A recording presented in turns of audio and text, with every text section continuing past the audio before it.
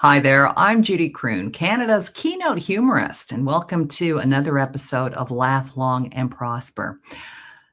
Today's guest is my good friend, Elaine Lindsay. Elaine has been my social media guru for years. She's the brains behind my website, and she even gave me the name Canada's Keynote Humorist. But beyond that, she's a dear friend and a fellow believer in the power of humor to heal.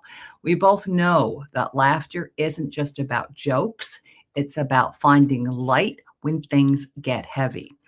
Elaine Lindsay is the Dark Pollyanna, a speaker, a podcaster. She's the host of Suicide Zen Forgiveness, a podcast that creates a safe space for those touched by suicide. And she's also a trusted voice for those navigating grief and loss. Elaine is an author. She is a survivor who embodies contradiction, 50% suicidal ideation, and 50% relentless hope. She speaks fluent contradiction, laughs in grief, and finds beauty in dumpster fires. Through radical honesty and messy truth, Elaine helps others release the silence, the stigma, and the shame around suicide and mental health. Her brand? Finely tuned chaos served with a whole lot of compassion. Elaine, welcome to the show. Oh, thank you. That's it was interesting to hear it Well, from someone else. Yeah. I know, but man, you've got so many credits and you're doing so much good work right off the top, folks, in terms of street cred. I'm going to let Elaine tell you about her most recent street cred with a group, the honesttalk.ca. Elaine, take it away because I want folks to check this out as well. Okay, I'm a little gobsmacked with this. I wrote a little piece on LinkedIn, and it was seen by Catherine Clark, who is one of the founders of Honest Talk. And she asked me if I could turn that into an article. So this issue of Honest Talk, it's under thoughts. My thought is from suicidal ideation to radical optimism, the birth of the Dark Pollyanna. I've only really adopted that name in the past year, so I wanted to, with that short little piece that I originally put out, I wanted to explain to people really what it meant. And it truly is about that dichotomy of suicidal ideation and extreme optimism. And living with those two parts, it's kind of like a bizarre dance. One tends to lead more often than the other. And I'm really happy to say now that one is Pollyanna. Well, Dark Pollyanna, congratulations. As I said, you are doing such amazing work for others, for folks in the community around the world. In fact, your podcast, Suicide Zen Forgiveness, has been around now for a number of years. And this all sort of kicked off with your own story. I mean, this is sort of how we started talking because you wanted to turn your experience into something positive. You wanted to turn it into a presentation that others could take from. So just so for people who don't know, I got to be honest, you have such a powerful story about nearly dying in surgery. Can you take us back to that moment and tell us what happened? Absolutely. And yeah, I have to say, thanks to you, I literally went to a workshop, partly to hear you because I had been asked to speak at an event about my life, and I'd never done that before. That was actually 2013 in June. Here we are. And you and I started talking and just kicked off what to me is an incredibly wonderful friendship. And you've taught me a great deal about the humor that I didn't realize I had always been using. It's been probably a better crutch than pharmaceuticals or anything else, Mhm. is having that ability to laugh at myself. The reason that's not always funny, I'll take you back to 1983. I had decided I was going to go for what amounted to an experimental surgery. It's a long, long story, all of the pieces there, but what it amounted to was I had only one choice for a surgeon. The surgeon, unbeknownst to me, was being investigated because he'd already killed 2 people. Mm. And when he did the first surgery, we'll never know what exactly happened because there are multiple OR reports. But what it amounted to was he caused a gastric leak. He, in fact, cut my vagus nerve and caused this leak that was kind of dripping into my abdomen. And I actually went home. I lasted 17 hours after a week. I had a tube in my side to feed through that was supposed to be there for 3 weeks. And I was to have nothing by mouth for those 3 weeks. I fought tooth and nail for this surgery. I went against everyone in my family. So I was bound and determined to do what I needed to do. This doctor tried to gaslight me when I ended up back in emergency. And the next morning, I had to go for surgery again. This is barely 7 days after the first surgery. Again, it sounds like a little chorus to a song, but we'll never know what actually happened in that surgery because there are multiple OR reports. What we do know is I came out of the surgery actually worse off than when I went in. The gastric leak had now gone farther through my abdomen and I was going septic. I developed peritonitis and then my lung collapsed and they had to put in a chest tube. And 6 days later, on my daughter's birthday, they had to do another surgery. They gave me less than 12 hours to live if I didn't do the surgery. They took me into the OR, and here's the chorus again. We don't know what happened because things went off. What I do know from information from the residents and later from court, I stopped breathing one time and my heart stopped. I'm not sure what order that went in, but whatever happened first, the stopping of my heart, gave the doctor the impetus to take everything he'd done apart. He was trying to cover his tracks by undoing everything. They got me breathing again at one point. They got my heart started again at another. And by then, he had made such a horrific mess, they couldn't close me. Here, he got, I don't know, a weird idea. He called in a thoracic surgeon. This is somebody who deals with like the throat, the neck, what have you. And he had him slit my throat and divert my esophagus out my neck. Yeah, you heard that right. This is not normal. Usually when I first talk to a medical person and have to recite this, they look at me like I'm completely crazy. That ended up being like that for over 7 months. Luckily for me, the nurses in the hospital figured out that they could teach me how to use a colostomy bag. They called a stoma therapist, that's someone who teaches people about colostomies and what have you, using the colostomy bag. And this is hard to imagine, but it was on my neck. They taught me how to apply it on my neck around the hole so that the saliva, which this will get gross, but saliva is like battery acid. Yeah. It was eating all of my skin on my chest wall. And Had they ever thankfully. done this before with a colostomy bag? Do you know? No, no. I was told this has never happened before, Jeez. and Can we mention, further- sorry, one last question. Can we mention the hospital or at least the city where this all happened? Because I'm sure there's people out there going, I'm never going to see that doctor. I mean, you don't have to give us his name, but if you want to give us his initials, I mean, go ahead. his name is Freeman. The hospital is the Ottawa General. Wow. And I can name it because Okay. I went to court. Good. Okay. We lost.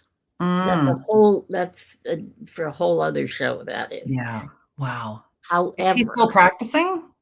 To the best of my knowledge, they have just stopped him. Just like recently, you mean? Relatively recently. Wow. What's interesting is back in the early 90s, he was stopped, thank God, but not because of all he'd messed up in surgery. The nurses in ICU call him Dr. Nick because he nicks everything he touches. Jeez.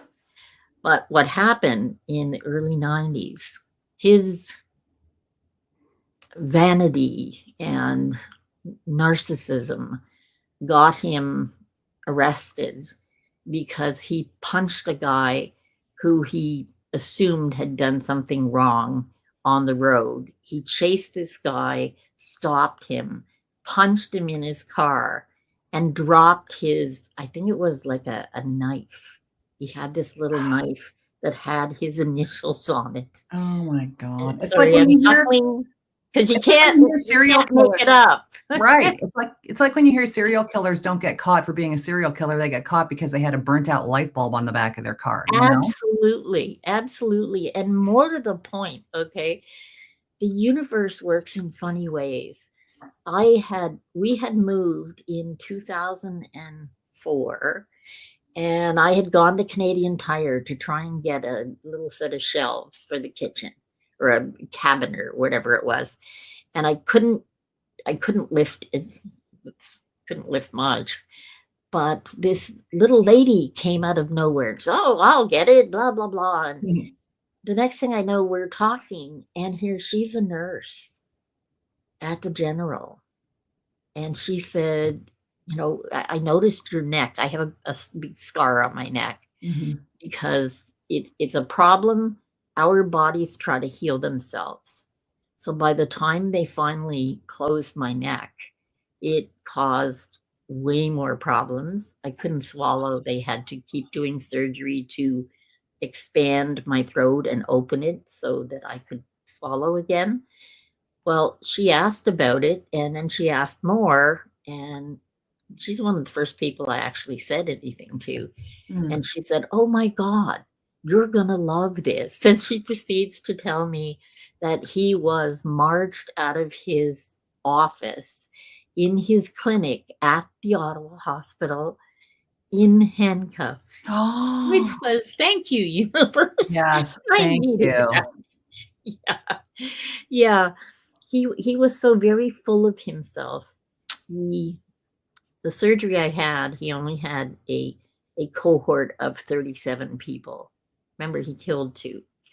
After a year of going back, being unable to eat, and still having a tube in my side that I fed through, he said there was nothing wrong. It was in my head. It was also in my left side, but, you know, that didn't matter to him. I had that tube for 13 months, and it was finally the head of emergency who was the one that had to reinstall and cut my bowel every time this stupid thing fell out. And he said, you know what? I just can't do this anymore. We're going to put you on Onshore. It's a protein drink. Sure. He said, better you have that than you have this. And he was right. So I interrupted your story just because I wanted to get a bit of background. You were saying that the nurses said to you, so basically they'd never tried this before because it's all on the fly. So you get the colostomy bag. attached to your neck because your esophagus is outside of your body now. Yeah. So then just catch us up to the part of the story Well, that you just said just now. yeah, hang on. The esophagus was draining out my neck. It wasn't actually Okay, out got my it, neck. got it.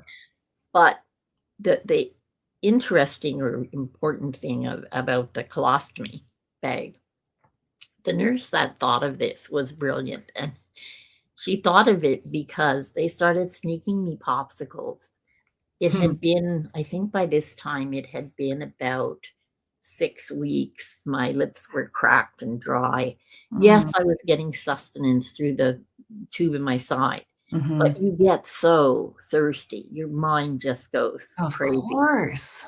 And one night after people were leaving, the visitors were getting ready to leave, the nurse came in and she said, okay, as soon as everyone leaves, we have a surprise for you. It's like, oh, by this point, I was getting pretty depressed. I was not comfortable where I was. I had tubes coming out of me all over the place. I had little things that looked like hand grenades. They're called Jackson Pratts. I had like 2 on each side that just kind of hung there. I had a great big tube out my right side that was attached to a bag. We don't know what that was, but I called him You Go because you go where I go. And he lasted more than 7 months too. He ended up going home with me. But the colostomy piece, that first night, 3 nurses came in and they all had a handful of like used towels. And I thought, what's going on? And they gave me a popsicle. And then I understood why they used towels. Because anything that went in my mouth came out my neck. Sorry, really gross here. Think of blue and red and orange popsicles all together. Because you give me one popsicle, that's not the end of it. It became the thing. So the minute I would actually kick visitors out, oh, it's 8 o'clock, you gotta go. And the nurses would bring all the towels and they'd stuff them around my neck. And when we were done, they would put them out in the hallway. I used to think, oh my God, I wonder what the cleaners think in the morning. What on earth is going on in that room? I was in a 4-bed room, so it wasn't just me. But that saved me, I swear, mentally to keep me going and want to keep going. Because every day they were coming in and doing other things, and residents and young interns, they kind of lose touch with the fact that the patient is a human being. We're not pincushions. We're not just there unfeeling sacks of human meat. We actually feel things. And it really hurts when they have your husband hold you over the lunch table and make a hole in your side to put in a chest tube. And telling me, oh, stop it. It's only going to be a few seconds. It's no big deal. You've had all this before. Yeah, it is a big deal. Of course. It's me you're cutting into. I think every nurse, every doctor, everybody that deals with patients should spend 48 hours in a hospital bed and have all of the tests that patients get so that you can have some empathy for the people lying in the bed. That's just a little bugaboo of mine.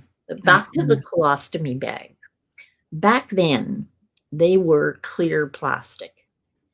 And they had, the clips that you put on chip bags and what have you. They're not the ones with the ends on them, but they go together sideways. It looks like a pincher thing.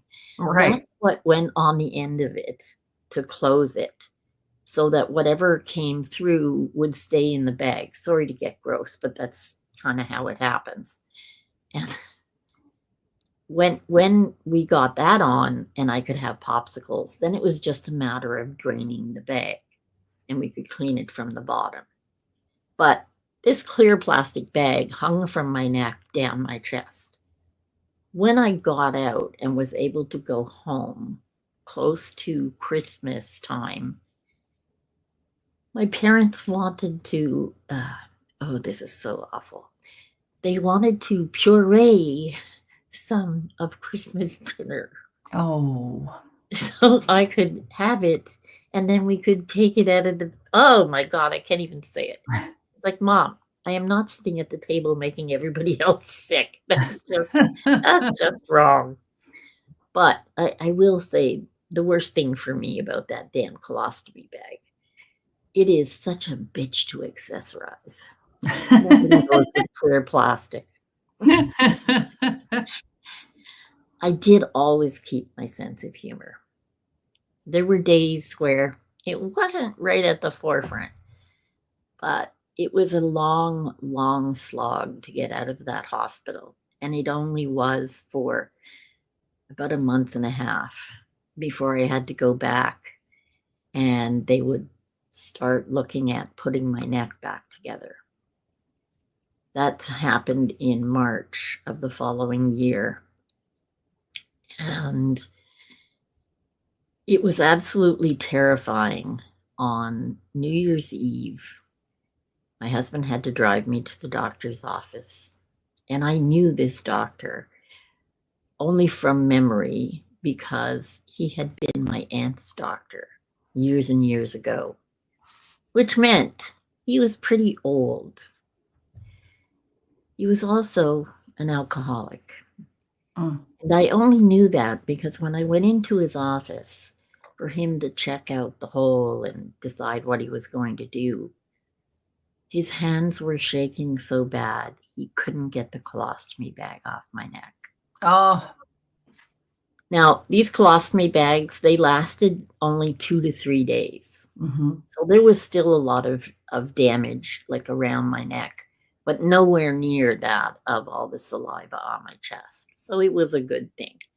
But something that only lasts 2 or 3 days, you don't need a lot of strength to take it off. That'll tell you just sort of where he was. Right. Leaving that office, I was in shock, thinking, you know, I'm not going to live much longer. They're going to kill me. And there's nothing I can do about it. So I decided that, you know what, we're just going to do what we can. And New Year's Eve night, after I got home, I decided that I was going to go with everybody else because it's New Year's Eve and you're supposed to have a drink on New Year's Eve. But I couldn't have anything by mouth. So I decided that I would put it in my J tube in my side. And I couldn't use champagne because it's fizzy, and that wouldn't work. I actually used an ounce of tequila. Oh, wow. If you're going to go for it. Yeah, figured, what the hell? Let's do this. It was interesting. There's no hangover. And you don't get the yucky taste, so that was good. Unfortunately, the doctor found out. Uh-oh. And this doctor, who had butchered me now 3 times, who was, as I said, already being investigated, he had the audacity to yell at me for taking a drink on New Year's Eve through my J tube. He actually brought it up 12 years later in court. Oh no. Which I just at the time thought was pretty funny. Like, this is what you're fixated on? Yeah, no But kidding. he also told the court that he used, quote unquote, poetic license in writing his reports in the OR. That should chill you to the bone. That is a horror story in the making. Right. This is, I don't know, you talk about still having your sense of humor through this. I mean, after such a traumatic experience, how you found still had your sense of humor, but your strength to come back from this physically, emotionally, spiritually. You often talk about the Dark Pollyanna. Suicide Zen Forgiveness has helped so many other people. Can you explain what it means to you to have your experiences now be used to help others? I mean, do you look back on that and go, I just didn't see this coming? And, I'm sorry that it happened, but in a way, if I can just help one person come back from the brink, Yeah. then that makes a difference. Well, we have to plug in one other piece of the story here. When I was 16 years old, my dear friend Andrea took her life on New Year's Eve. New Year's Eve plays a big part in my life for some weird reason, over and over. And it was back in 1971, 72. It was the worst thing that had ever happened. And I did not deal with it well. I did not deal with it, period. It is what it amounted to. The next 4 years, I spent haunting that cemetery, trying to get answers, which is absolutely impossible. I was so horrifically broken, and no one understood, including me, because I didn't understand suicidal ideation. I didn't even know there was a name for it. I knew nothing about it until just a few years ago.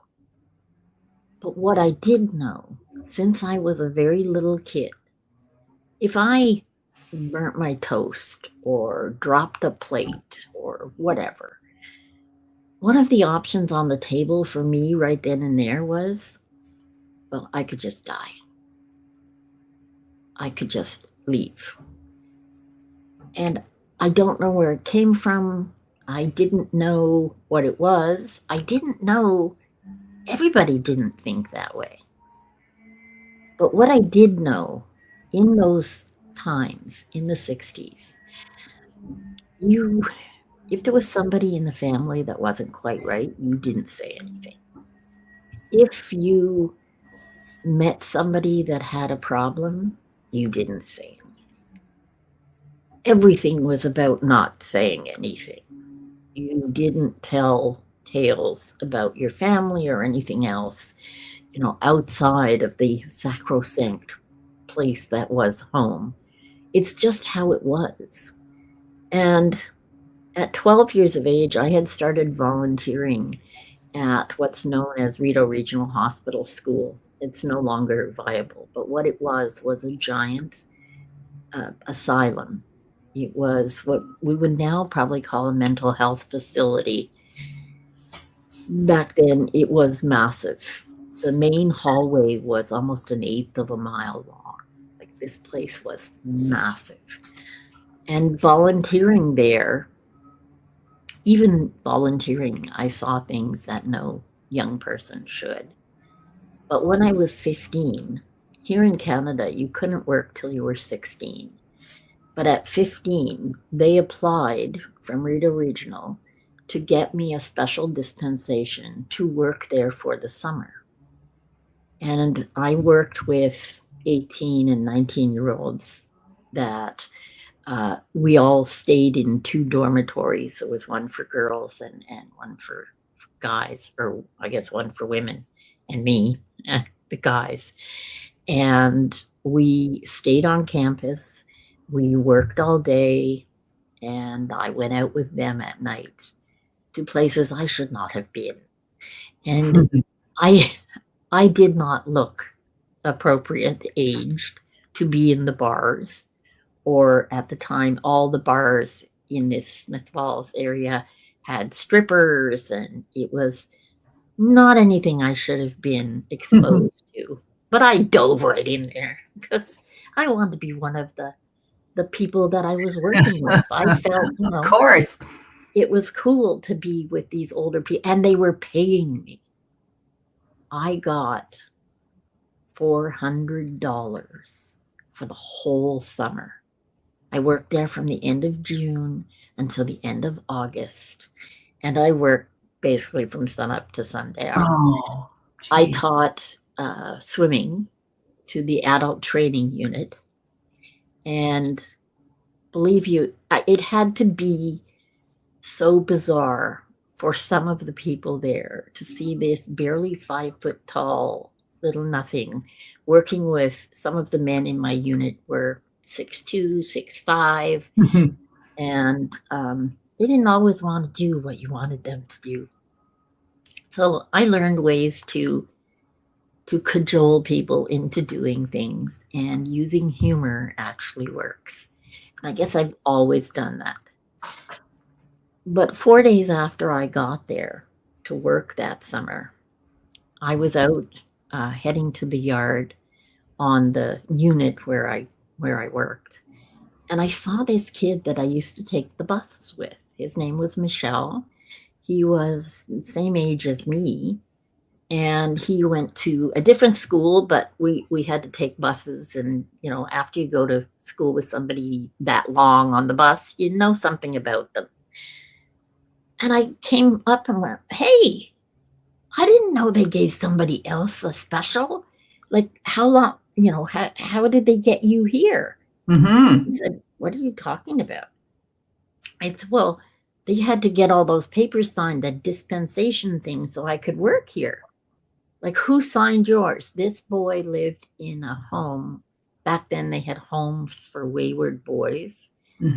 He had run away from home multiple times. His mother had remarried, and the stepfather was, to me, dangerous. He beat Michelle, he beat the mother and the other kids. And Michelle didn't put up with it. He would keep leaving. So they put him in this home. And he said, "What are you talking about? I live here now."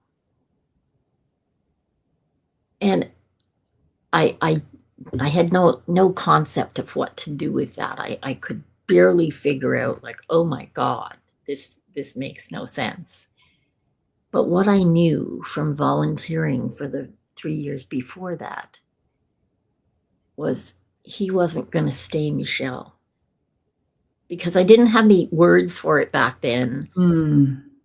When you put people in a group, we don't rise to the highest level of that group. Everybody lowers to the level where everyone is comfortable. Right. And by the end of that summer, every weekend when I would go home, I would say to my mom how unhappy I was that Michelle was there. I was happy with what I was doing for the most part. I think we did a lot of good being there that summer. I can't erase the memory of seeing the people coming out after having electroshock therapy. These are things I never should have seen, because all they did was add to the bank of don't say anything to Exactly. about anything. And everything in me became so secretive. So the next year, when Andrea died, all that came together in this perfect storm.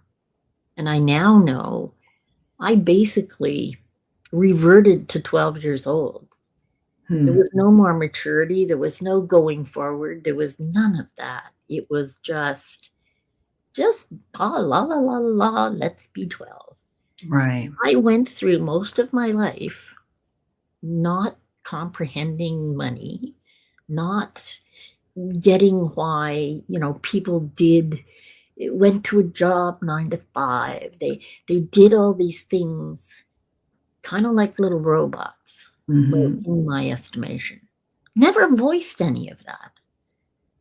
But when Andrea died, somewhere in my brain, it was, oh my God, since you were 5, this is what you mean. Every time you say you're going to die, this is what you meant. And it messed me up so bad. To drink and drugs and what have you. And finishing the story, for another day. But 4 years after Andrea died, I was stopped on the highway. I couldn't get off the highway because of the snowbanks in front of Andrea's grave, where I was crushed between 3 cars. I lost part of my leg. This is what pushed into all the surgeries and all the darkness for me that really brought the ideation to the forefront. Pollyanna didn't have much of a choice in those years. But I've come to look at it now as the best worst gift anyone could ever give you. Andrea gave me the knowledge of what it meant to be left behind. And so every time I came close to the edge and went over it a few times, I would always remember and hear her in my head constantly. Are you really going to do that? You hated it when I did it. What about your family? Are you really that two-faced? Blah, blah, blah, blah, blah. That was always there. And I can comfortably say today, in November this year, I will be 70 years old. Holy shit. I can't even believe that. You know, until a couple of years ago, I always said, and you can attest to this, oh, yeah, hi, I'm Elaine. I'm X number of years old, but mentally I'm 12. That was always my line. And I never understood what it was. And then 2 years ago, David Amerland, a dear friend who is one of the smartest human beings on the planet, we did a show with Suicide Zen, and he was explaining the neuropsychology and all kinds of things. And he asked a question, and we got talking after, and he said, oh my God, Elaine, you lived in such chaos. No wonder you had these problems. And we kind of unpacked it. And now I can say I'm no longer 12. I have somewhat matured. Maybe 50. But I've brought all that knowledge and experience with me. And I now have the tools that I can use to help other people. And that's why I do the podcast.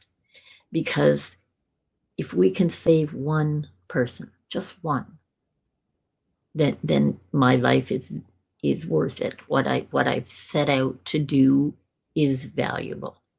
I would like to save everybody. And to that end, I will finish with, we need to learn to listen.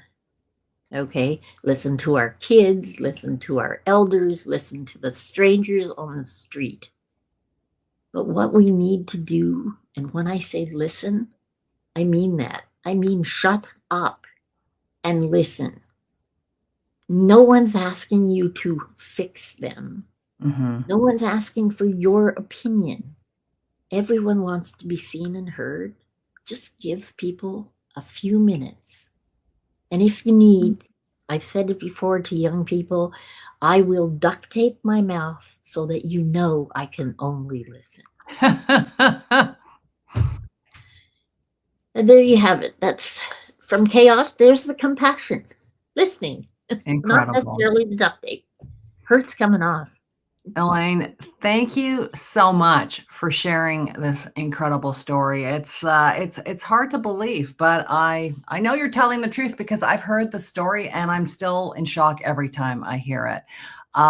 Your journey is definitely a powerful reminder that even in our darkest hours, there's always room for humor, and that laughter can be a lifeline when we need it most. You've inspired so many people. I know you have through your work, and I'm grateful to have you not just as a collaborator, but as a friend. I know our listeners will take away a sense of hope and the reminder that even when life feels overwhelming, there's still light to be found. sometimes in the most unexpected places. So please keep shining that dark Pollyanna light. And again, for people who want to contact Elaine, her podcast, Suicide Zen Forgiveness, you can go to thedarkpollyanna.com for more information if you want to reach out to Elaine. Again, her podcast is Suicide Zen Forgiveness. But if you want to actually reach out to Elaine, thedarkpollyanna.com. Elaine, thank you so much for everything that you do. Well, thank you. And thank you for giving me this opportunity to reach out again and talk about duct tape. Keep shining that dark Pollyanna light. Until next time, folks, on behalf of Elaine and myself, laugh long and prosper.